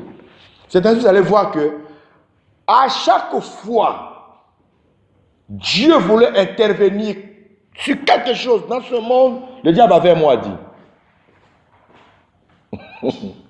Il avait un droit sur ce que Dieu faisait sur la terre avec les humains. C'est compliqué, mais c'est comme ça. Il est comme le chef de terre. Il y a un droit qu'il faut payer avec lui avant de passer. 1. Adam, son premier enfant, fit Caïn. Ok? Le diable l'a possédé. 2. Il prend maintenant Abraham. Dieu dit, il faut que je choisisse le père de la foi. Abraham, il est notre père de la foi, vrai ou faux? Satan dit, d'accord. Mais tu sais que c'est moi, j'ai contrôlé la terre. Il dit, ouais, je connais. Quel est mon droit? Il dit, bon, le premier enfant sera pour toi. D'accord. De même que le premier enfant fit Caïn, premier enfant d'Abraham, Ismaël, avec la servante. Est-ce que vous comprenez ça un peu? Il dit, laisse la promesse là à côté, on va faire pour nous. Abraham sort avec sa servante sous l'ordre de sa femme, ou alors sous la couverture de sa femme, et l'enfant qui est sorti, c'est Ismaël. Dieu dit, mais toi, vraiment, tu n'es pas patient, quoi. Et regardez, Isaac vient à la deuxième position. Maintenant, regardez les deux enfants se luttent. Et le combat entre Ismaël et Isaac, ce combat-là continue jusqu'aujourd'hui. Cela veut dire qu'il y a eu infiltration. Le diable s'est infiltré. Parce que, comme Dieu a voulu commencer la foi avec Abraham, Satan dit, il est sur ma terre, j'ai droit aussi de rentrer dans la postérité d'Abraham. Il faut qu'on parle aussi de moi. Il faut que l'un de mes éléments soit dedans. Est-ce que quelqu'un me comprend? C'est comme si ce terrain-là, c'est pour moi. Et toi, tu dis, bon, je vais construire des grands magasins ici. Et puis on va mettre en location. Ah, d'accord, il n'y a pas de souci, on va signer un contrat. Mais moi, j'ai droit à un magasin. Parmi tes magasins-là. D'accord, il n'y a pas de souci. Ok. Dieu dit, j'ai besoin d'un homme de la foi qui va représenter tous les enfants de la foi. Dieu dit d'accord. Satan dit d'accord. Mais il faut que moi aussi, j'ai un élément parmi les enfants de la foi. De cet homme-là. Parce que la terre, là, tu m'as donné ça. Dieu dit d'accord. Mais j'ai passé premier. Dieu dit d'accord. Et c'est comme ça Ismaël est venu. Regardez, d'Abraham est sorti Isaac, non? Ismaël et puis Isaac. On est d'accord? Isaac a donné naissance à qui? Vous voyez? Isaac donne naissance à... Vous allez voir que Ésaü et puis Jacob, ce n'était pas la même sémence. Le diable s'est glissé encore la personne d'Ésaü. Il faut que lui ait un élément dedans. Ça continuait comme ça. Regarde, Jésus arrive, frère. Qui a choisi Judas parmi les disciples de Jésus?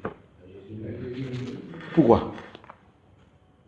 Est-ce que ce n'est pas Jésus qui a dit que l'un de vous c'est un démon? Mais pourquoi il a mis Judas dans son royaume, dans son gouvernement? C'est le droit.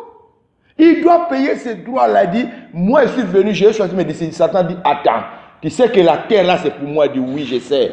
Donc il faut qu'un élément de mon camp soit dedans dans ton gouvernement. Il ne pourrait pas discuter parce que c'est le droit d'infiltration. Satan a ce droit-là. C'est des choses que même les apôtres nous ont commencé à nous avertir déjà. Fais attention. Parce que, qu'on le veuille ou pas, il n'y aura pas une église de saints. Ça ne doit pas exister.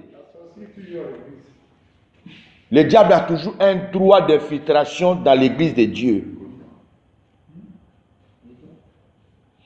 Regarde, quand tu lis la Bible, hein, tu prends les 12 apôtres. Ok? Jésus lui-même savait que lui là vraiment c'est un démon. Mais pourquoi il est parti les choisir pour le mettre dans les camps? Dans les groupes? Si c'était toi et moi, on va dire que non, prions, intercédons, parce qu'on ne doit pas mettre quelqu'un, n'importe qui dans notre gouvernement. Vrai ou faux? Mais lui qui est Dieu là, il a pris un élément de Satan pour mettre dans son gouvernement.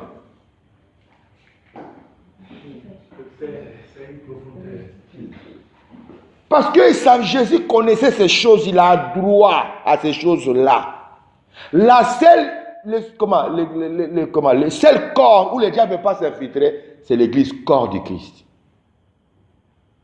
Qui est invisible. Mais l'église locale, qu'on le veuille ou pas. Regardons un peu, hein. Oh my God. Je suis allé un peu vite à besogne, mais je crois que vous comprenez un peu ce que je suis en train de dire, non? Voilà. Remarquez bien. Au temps d'Israël, quand le royaume d'Israël s'est installé,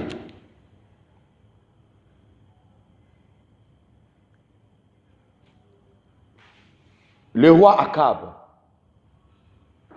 vous voyez, il a eu forcément le désir d'aller prendre une femme étrangère pour l'épouser, Jézabel. Jézabel a introduit l'idolâtrie en Israël. Donc on adorait Baal et puis on adorait Astarté. Le diable s'est infiltré parce que c'est son droit. Dieu connaît ça dans ça. Mais le problème de Dieu, c'est quoi? Il avait dit ses enfants. Regardez le processus d'Adam et Ève dans le jardin d'Éden. Ne mangez pas l'arbre de la connaissance du bien et du mal. Ça continue jusqu'à aujourd'hui. Dieu sait que le monde dans lequel nous sommes, c'est un monde où le diable contrôle les satans. Ils sont trop nombreux. Frère, tu peux perdre ta vie dans l'œuvre de Dieu à tout moment. Il y a des dangers, des pièges partout. Mais il nous dit simplement, quand vous priez, dis notre Père qui est aux cieux, que ton nom soit sanctifié, que ton règne vienne. Mais à la fin, il dit, ne nous soumets point à la tentation. Épargne-nous du malin. Il ne nous a pas dit de ôter le malin au milieu de nous. Éloigne de nous la tentation. Non, ça serait là parce qu'on est dans ce monde-là. Tout ce qui a un rapport avec le monde que nous voyons là est influencé par les puissances des ténèbres. Même les rayons solaires que nous voyons là.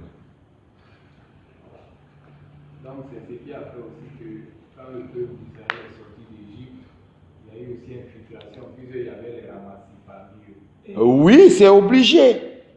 C'est obligé. Regarde, Israël arrive dans le désert. Ok? Dieu appelle Moïse. Viens sur la montagne. Qui peut me dire, Moïse a fait combien de temps sur la montagne? Hein? 40 jours, 40 nuits. C'est tout. Il a fait combien? Ça fait combien? Il faut diviser ça par 2. Ça fait 40. C'est divisé par 2. Il y a eu 40 ans pour Satan lui-même. J'ai dit 40 ans. 40 jours pour Satan lui-même. C'est-à-dire quand il est monté là, les 40 jours qu'il a fait là-bas, là, derrière lui, Satan s'est manifesté, il a fait une veau d'or. Et vous savez que veau d'or, c'était l'adoration de Satan. C'est ça qui se manifeste aujourd'hui sur la forme des taureaux. Regardez des trucs qu'on fait, des canettes, on met les taureaux, tout ça là. Le diable prend cette forme-là pour parler sur les Baphomet. Vous voyez, avec ces symboles. Vous savez ce que ça veut dire, non? Ce symbole-là, c'est un symbole, oui, maçonnique, mais allégeance à Satan. Ça fait les cornes. Voilà. Le veau d'or en Israël, c'était le moment où le diable a été adoré par les enfants d'Israël pendant que Moïse était sur la montagne. Le diable a dit, pour moi d'abord. Quand il est descendu, il était tellement facile à casser la tablette de Dieu. Il dit, ok, maintenant je vais aller faire mon tour maintenant. Donc il est parti maintenant faire 40 jours pour Dieu. Et vous avez remarqué que dans leur marche, à chaque fois qu'il y avait un sacrifice, il y avait un bouc qu'on appelait le bouc d'Azazel. Et il y avait le bouc qu'on appelait le bouc de l'Éternel. Le bouc d'Azazel appartenait à Satan. Le bouc de l'Éternel appartenait à l'Éternel. C'est ça on sacrifiait, machin. Bouc d'Azazel, c'est ça on envoyait dans le désert. Satan a un droit d'infiltration dans tout. Sur cette terre-là. Regarde, Jésus arrive. Il a commencé son ministère. Lui, il a compris la Judas. Est-ce que vous comprenez un peu? Judas est parti. Judas meurt. Jésus est parti. L'église commence. L'église commence net. Ils vont détecter qu'il y a Ananias et Saphira qui sont dedans. Ah! Pierre dit à Ananias, il dit, comment Satan a rempli ton cœur au point où tu as menti. Comment Satan a rempli ton cœur. Donc il y a eu l'infiltration. Or, l'église venait à peine de commencer, où il y a la crainte de Dieu, il y a des signes de miracles, il y a toutes ces choses-là. Forcé doit avoir l'infiltration.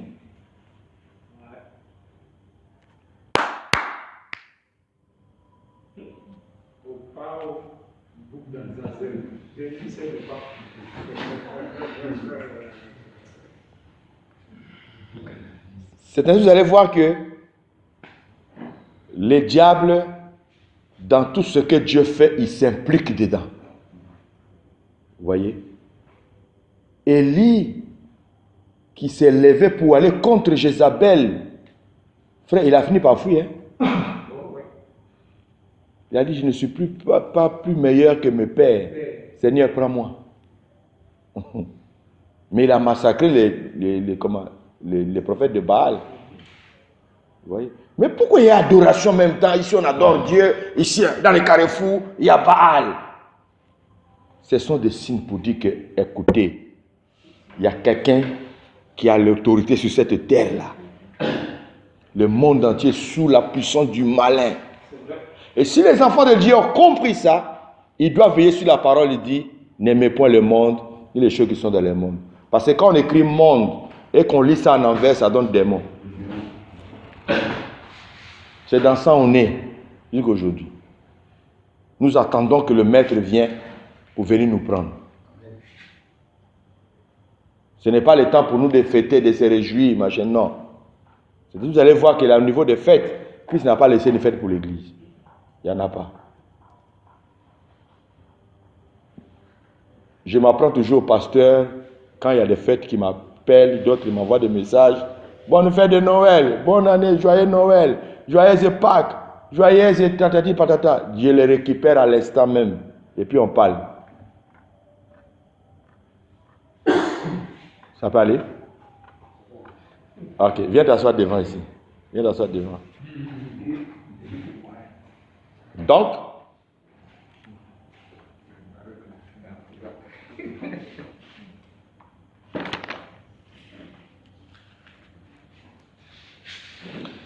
regarde maintenant, hein. Nous allons dans le Nouveau Testament. On a vu, on n'a pas donné le passage, c'est dans Actes des Apôtres chapitre 5, verset 1 à 5. Là, c'est Anania et Saphira. Nous sommes dans le Nouveau Testament. L'église est créée.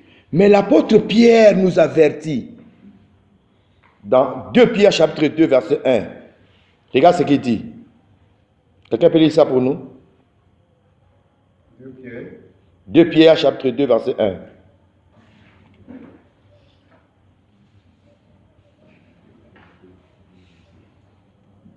Pierre 2, 1. Il y a eu parmi le peuple de faux prophètes. Vous attendez? Il y a eu parmi le peuple de faux prophètes. Maintenant, écoute, il dit quoi? Et il y aura de même parmi vous de faux docteurs qui introduiront vous entendez?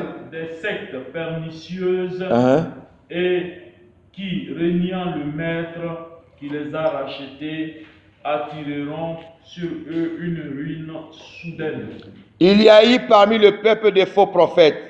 Il y aura de même parmi vous, l'Église, de faux docteurs qui introduiront des sectes pernicieuses. Des sectes qui vont périr, séduire, égarer les enfants de Dieu.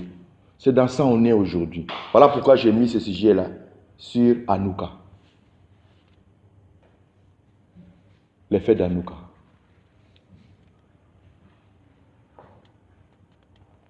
Nous traversons un temps qui est très compliqué. C'est comme quand Dieu a envoyé Moïse auprès de Pharaon. Ok? Il dit, je te donne la verge. Arrivé là-bas, ton frère Aaron va jeter la verge. Et ça a devenu serpent. Dieu donne l'assurance et là, il va vous laisser. Moïse pensait que ça allait s'arrêter là. Il jette, paf! Les magiciens de Pharaon, ils ont jeté des verges. Serpent, serpent. Frère, on ne pourrait pas distinguer où est vrai, où est faux. C'est dans ça on est. Tu pries au nom de Jésus, le paralytique marche, et aussi prie au nom de Jésus, le paralytique marche. Avec les voix, avec les voix. Tu parles en langue, il parle en langue. Maintenant, tu as dit, ce n'est pas comment. Voilà. Voilà. Regardez bien, dans ces temps-ci, il y a beaucoup de faux prophètes qui sont sortis.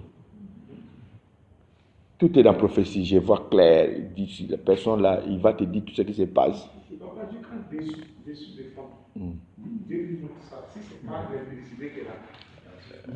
Non, ça ce n'est pas le Dieu créateur.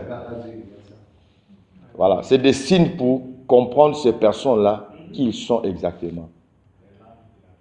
Ok? On a fini de lire le verset?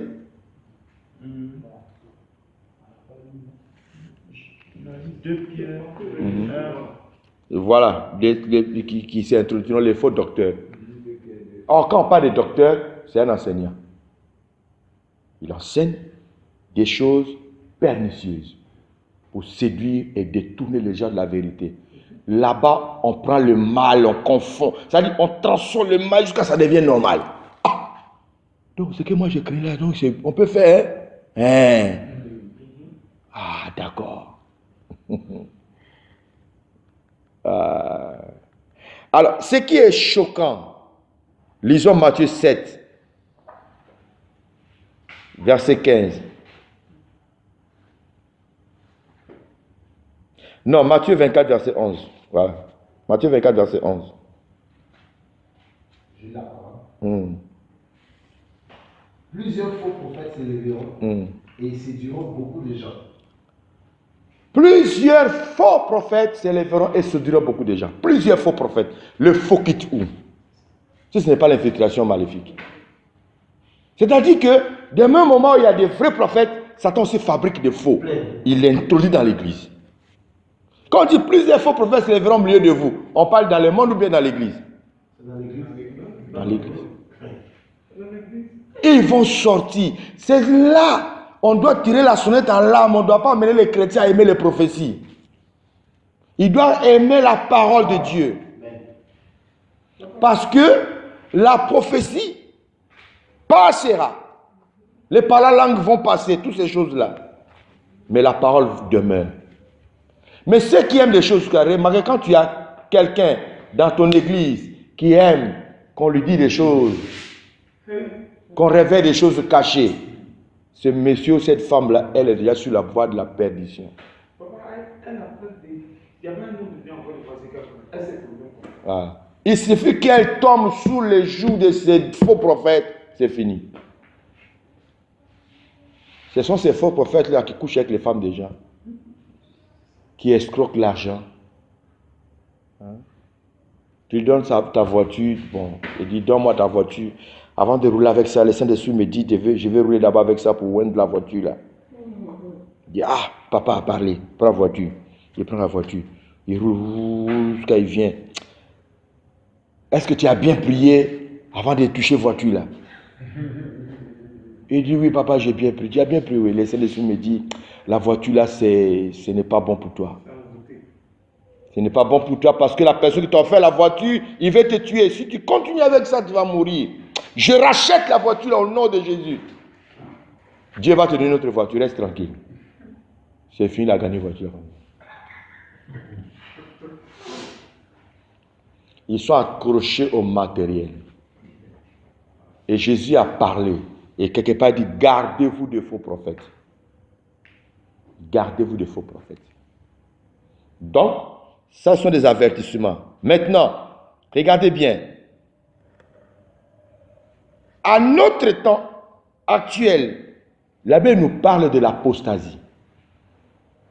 Quand on parle de l'apostasie, par définition, l'apostasie, c'est l'abandon.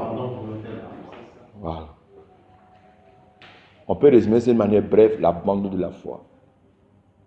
Frère, lisons 2 Thessaloniciens chapitre 2, verset 3. Hein. Là, c'est qu'on le veuille ou pas, c'est une obligation. 2 Thessaloniciens 6, verset 2 à 3. 2 Thessaloniciens 6, verset 2 à 3. 2 Thessaloniciens 6. Il dit quoi? À 2 Thessaloniciens, lis le chapitre 2. 2, verset 3. Voilà. Chapitre 2, verset 3. Personne ne vous séduise d'aucune manière, car il faut que l'apostasie soit arrivée auparavant. Vous entendez ça? Reprends. Que personne ne vous séduise d'aucune manière. De quelle manière? Car il faut que l'apostasie soit arrivée auparavant. Ah, il faut que l'apostasie soit arrivée auparavant. Et qu'on ait vu paraître l'homme impie, le fils de la personne. Donc quand on dit il faut, c'est une obligation. Qu'on le veuille ou pas, il faut que l'apostasie arrive. Pourquoi? Le Seigneur, le maître de la terre, l'impose. Vous ne voulez ou pas, je vais introduire l'apostasie au milieu de vous. beaucoup vont abandonner la foi.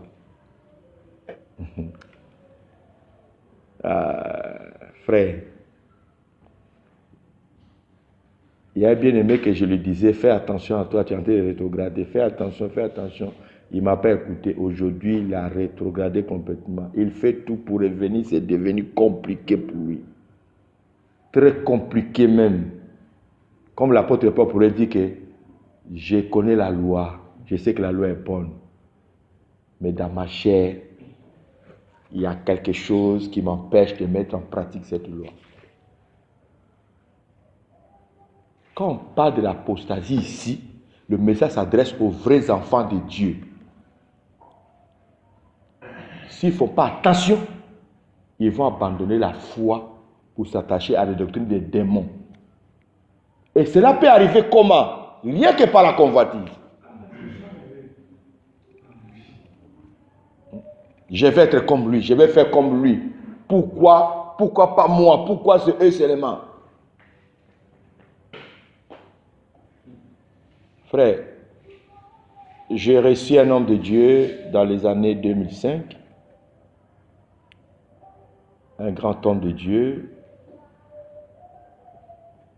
Après, il est reparti. Et à l'heure où je vous parle, cet homme-là a près de 100 000 membres dans son église. C'est-à-dire, les temples qu'il a construits là, ça peut prendre à peu près dans le 50 000 places. Et dehors, les gens sont plus nombreux que ceux qui sont à l'intérieur.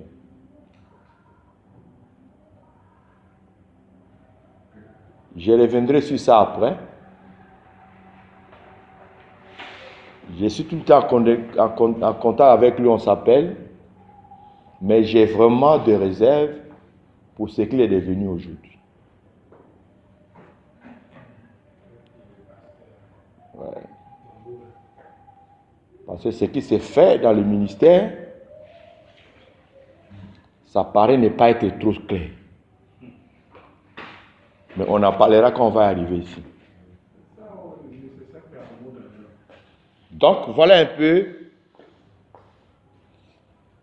de réalités qui s'imposent à nous.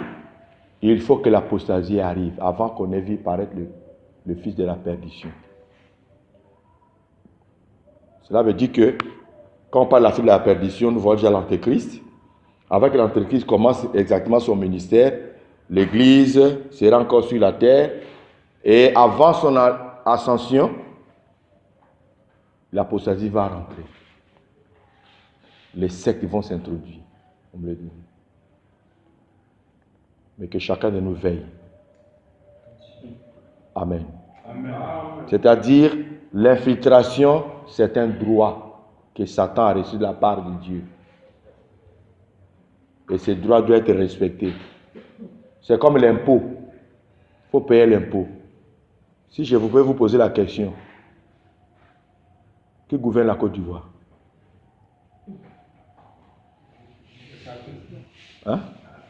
Salassane, tu es sûr?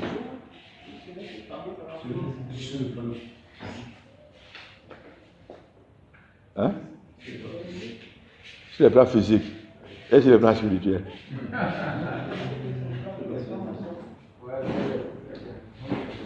Qui gouverne la Côte d'Ivoire? Lui, il a dit Alassane, oui.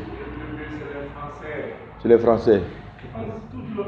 Bon, qui dit les Français? Levez les mains, je vois. Voilà. Qui dit Alassane?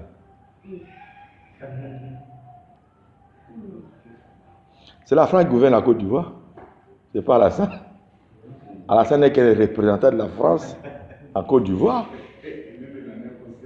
La Côte d'Ivoire, étant la colonie française, paye des droits à la France. La Côte d'Ivoire ne peut rien faire sans l'ordre de la France. Et ces alliances-là sont respectées par des grandes puissances. Si les États-Unis veulent vouloir intervenir, il est obligé d'aller demander d'abord la France. Vous savez, quand on écrivait encore des lettres à la boîte postale, là, quand tu écris à quelqu'un qui est en Belgique, La lettre là-bas transiter d'abord la France. De la France, ça passe en Belgique maintenant. Si tu es en Belgique, tu écris, ça passe à la France. France envoie ça ici. Et vous savez ça, moi? Non. Ça continue? Au niveau du téléphone. Voilà. C'est-à-dire quelqu'un qui est aux États-Unis, son appel ne vient pas directement, ça transite d'abord par la France. Et dans ça, il y a des droits que la Côte d'Ivoire paye à la France. Oui, bien sûr. Si tu vois que les pays africains sont pauvres, c'est parce que les pays africains ne sont pas gouvernés par les Africains. Les pays africains sont gouvernés par les grandes puissances. C'est exactement le monde que nous avons ici. J'ai pris cet exemple-là pour vous donner un peu une idée. Amen. Le monde dans lequel nous sommes, le monde est contrôlé et gouverné par Satan. Donc tu ne peux rien faire sans avoir payé ses droits. Est-ce que vous comprenez ça un peu? C'est quand Jésus viendra à sa troisième venue. Regardez, Jésus est mort à la croix, n'est-ce pas? Il a payé le prix, n'est-ce pas? Hein? Est-ce que la maladie est finie? La mort est finie? La misère est finie? Les gens continuent à mourir, la misère est là, la souffrance est là, Satan continue à chicoter les gens. Pourquoi? Parce qu'il sait que chaque chose a son temps. Il a racheté, il est parti. Quand il reviendra maintenant à sa troisième venue, il viendra maintenant comme étant le lion de la tribu de Juda. Dès qu'il arrive, il vient d'abord mettre fin au règne de l'Antéchrist. Il finit, il prend Satan avant de commencer son règne, il le bloque pour 1000 ans. Il dit c'est comment c'est terminé. Le chrono s'est arrêté pour toi. C'est maintenant, c'est moi qui règne. Voilà comment les choses vont se passer. C'est là maintenant, il va s'asseoir sur le trône de David. Et ceux qui ont souffert avec lui, ceux qui ont évangélisé, qui ont travaillé avec lui, ils vont régner avec le Christ. Ça, c'est le règne de Christ maintenant qui commence pour 1000 ans. Pendant ce temps, Satan est lié. On n'a pas encore réglé son problème. On l'a lié pour 1000 ans. Je comprends. C'est pourquoi les démons, dans le fou de Canada, ont dit au Seigneur, pourquoi avez-vous nous trouvé avant le temps? Voilà. Parce qu'ils savaient qu'on les a donné un temps. Est-ce que vous comprenez un peu? Le diable, il sait que Dieu lui a donné un temps. Et c'est le temps là, il profite. Actuellement là, regarde, le vrai c'est Christ de Dieu ont tous les problèmes. On amène les problèmes de terrain, on va aller là-bas. Mais quand on regarde, tu vas voir que des maquis, des sectes, ils ont des grands terrains, ils font tout ce qu'ils veulent. Mais nous, on n'arrive même pas. Des fois, on vient comme ça, on dit, ah, vous faites trop de bruit, on ferme l'église là. Mais les satans, ils ont l'argent, ils partagent, il y a des bédous magiques. Tu veux l'argent facile? Ah, j'ai oublié un papier que j'ai pris avec les enfants des marabouts. Je ne sais pas, c'est féticheur, sorcier. J'étais allé tirer des documents dans un cyber là. J'ai vu des enfants qui ont tiré des documents aussi. Ils ont découpé des petits coupons de leurs parents, les voyants Chéki et tout ça. Ok. Maintenant, Chéki lui fait quoi? Il dit, mais les enfants là, ces jours-là, je ne les ai pas fait cadeau. Mariage facile, tu veux marier blanc, garçon comme femme, voyage, visa facile, tu vas avoir visa et tout ça. Alors, j'ai demandé au petit là, ton papa il a voyagé dans combien de pays? Il est là, il me regarde. Toi-même tu as passeport? Il me regarde. Alors, si on veut aller d'une manière honnête, une personne qui donne le visa facile aux gens, c'est que lui doit avoir dans son passeport plein de visas. Il a voyagé, il revient, il fait des voyages. Mais s'il n'a rien fait, donc c'est un escroc.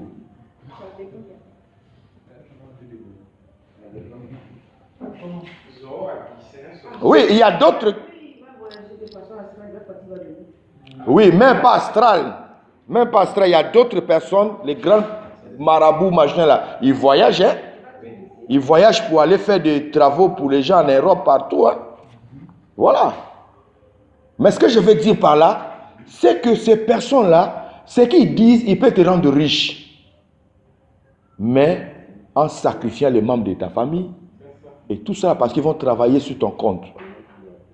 Voilà. Pourquoi? Parce qu'ils savent que le diable contrôle la richesse de ce monde. Il contrôle tout. Vous voyez? Au départ, il y a un mouvement de brouteurs. Tu vas voir, les brouteurs, ils ont l'argent. Les brouteurs, là, ils font des pactes avec le monde des ténèbres. Pour avoir cet argent que vous voyez là. Les DJ qui font les atalakos avec de l'argent, ils ont le contact dans le monde des ténèbres. Donc, ce que Satan dit à Jésus, c'est vrai. La richesse et la puissance, ça m'a été donné. La gloire de ça m'a été, je les donne à qui je veux. Que Dieu nous bénisse. Amen. Je crois qu'on a épuisé le premier sujet. S'il y a question, je crois que... C'est bon? Ok.